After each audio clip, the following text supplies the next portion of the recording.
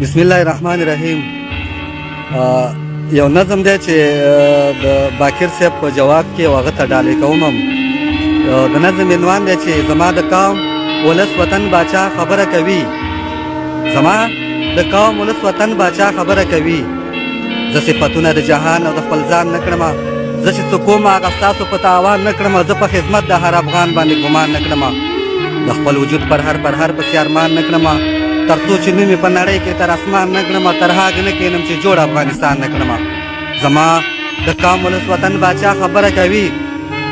ځواب دپاره به په لاس کې د عذاب بخلم. د دغې دور د ملا نه به شباب بخلم. دومره به ستړی وم لیمو کې به دریا بخلم. د پښتنې خاورې نظام به انتها بخلم. حیران به پاتې کړم دشمن چې ترې جواب بخلم. د خپل وطن به ترې ذرې ذرې حساب بخلم. زما د قوم ولس وطن باچا خبره کوي. تا مې وطن چې ورانول نو ستا زړه نه خوږېده. په بې رحمۍ د خلک وژل نو ستا زړه نه خوږېدل. چې مکتبونه دې سېزل نو ستا زړه نه خوږېدل. په خپلو وینو لمبېدل نو ستا زړه نه خوږېدل. چې ارمانونه قتلېدل نو ستا زړه نه خوږېدل. د دومره میندو چې ژړل نو ستا زړه نه خوږېدل. زما د قوم ولس وطن باچا خبره کوي. نور د دې ښار دا ژړاګانې اورېدلی نه شم. د خپل ملت سترګو کې اوښکې نور زغملی نه شم. د خپل بچیو جنازې برداشت کولی نه شم. د خپل زړګي پر هر ټوټې راټولولی نه شم.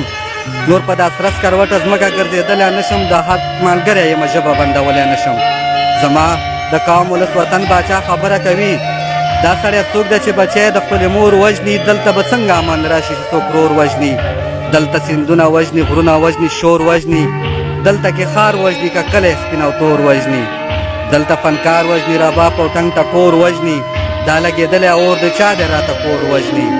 زما د قوم ولس وطن باچا خبره کوي.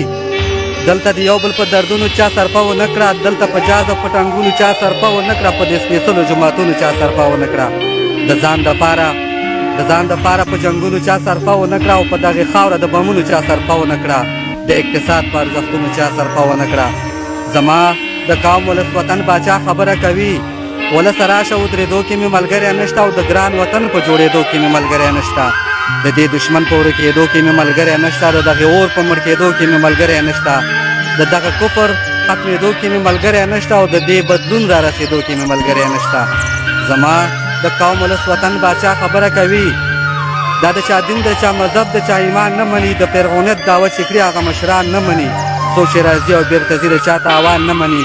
دومره سرشوخه دي ګزار د چا په ځان نه مني. دا خاوره ډکه د غیرت د بدماشان نه مني. د غلامۍ خبره هېڅکله افغان نه مني. زما د قوم ولس وطن باچا خبره کوي. څوک چې بزدل وي قلم یاره د بل شان خوښوي. څوک چې پښتون وي هغه لوی افغانستان خوښوي. څوک چې پښتون وي هغه لوی افغانستان خوښوي.